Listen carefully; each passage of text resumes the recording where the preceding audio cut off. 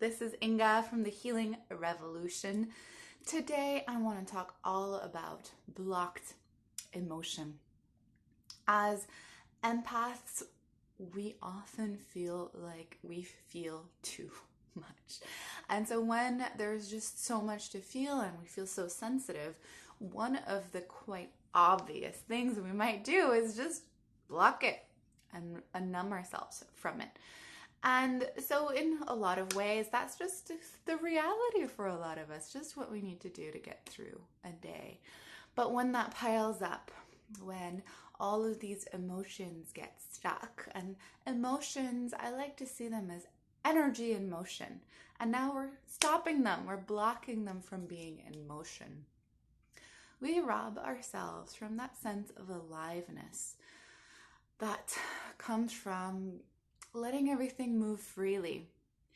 And here's, I want to talk today about three main emotions and their functions that they perform for us when they're flowing freely. When they're flowing freely, I don't mean the big emotional reactions. I don't mean the tantrums, the huge crying. I don't mean anxiety attacks. Not at all. When I say they're moving freely, actually the experience of them is quite subtle or not even there at all. It's more of an energetic. So the three emotions I want to talk about here today are sadness, anger, and fear, and the possibilities, the qualities they might have for us. So I'll start with sadness because I've been sitting with that a lot this week. A lot of news about people passing being quite difficult on me. So sadness and grief by extension, when that energy is doing its work properly, what it's doing is it's sort of sorting through the information we're holding about something, the love we're holding about something, and kind of doing, sorting something so that we can start letting go. And so when sadness is doing its work properly, we're just flowing in the changes of life with a lot of grace, without blocking those changes, without fighting the changes. And that's why grief and sadness are sometimes such difficult experiences, because we've loved and we don't want things to change. And that's the most normal and honorable thing in the world. And yet they have.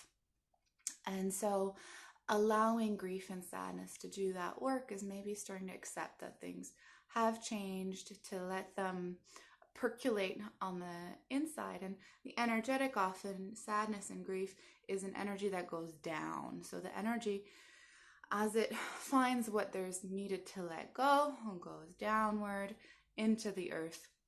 And once we finally let go, there often is a sense of rejuvenation, a sense of renewal, a lightness that comes after all the heaviness.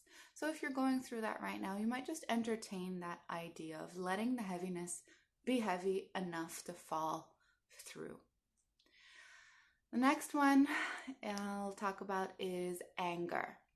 Anger is a really good one to talk about in this empath conversation, because empath in its honorable state, when it's doing its job, it helps us keep boundaries intact. And it's a defender of the integrity of our energy space. It shows up when things aren't fair. It's really that defender of your wholeness, in essence. So again, it's not about becoming aggressive with anyone. It's not telling anyone to off.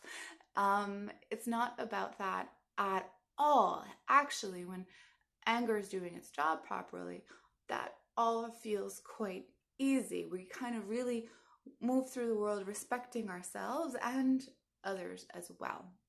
So when anger is getting stuck and blocked and we feel angry, it's a really good time to ask ourselves, which boundaries are being breached?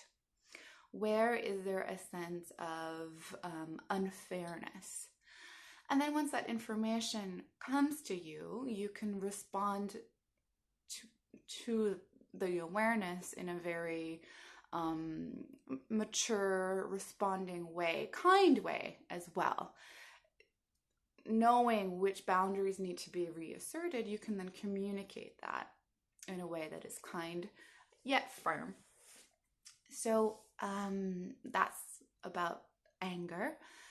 I might make another video around this one another time because it's something I work with a lot. A lot of people who consider themselves really sensitive either feel a lot of anger as well because it's constantly trying to reassert the boundaries, or really have cut themselves off of the experience of anger, often because there was somebody growing up that did anger in a really dangerous or aggressive way. So they kind of cut off of anger totally. And while cutting off of anger, they also cut off of their boundaries. And so then we get more of that doormat experience.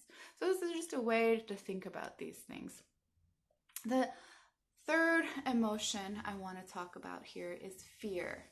And so when fear is stuck,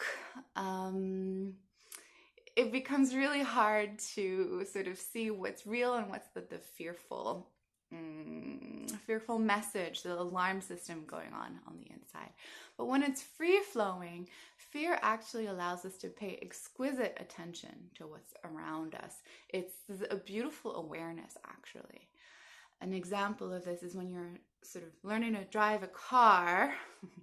And maybe at first, yes, exactly, it is a high, false evidence appearing real. Exactly, it gets stuck, and then we just get into this loop of thinking things are true, but they're not. But when it's flowing, we actually are able to really see everything we need to see in order to move through the world safely. So an example is like when you're first learning to drive a car, you have all these mirrors to check, and maybe it feels really anxious and dangerous at first because you're not used to that awareness yet. But as you get good at it, it becomes an automatic. You check your rear view mirror before you brake, your side mirror before you change lanes, all of that. And it's this amazing capacity to become very aware of what's around us in order to keep us safe and in order to keep us navigating the world. So those are 3 perspectives on 3 different emotions that might help evolve your thinking around it enough for it to get unstuck, unblocked. Because it's when they're blocked that they really create havoc on us. So I'm going to go and follow my own advice and let the heaviness of the grief, let it fall. And it was great to see your names today. Hi, guys. Take care. See you in the next one. Bye.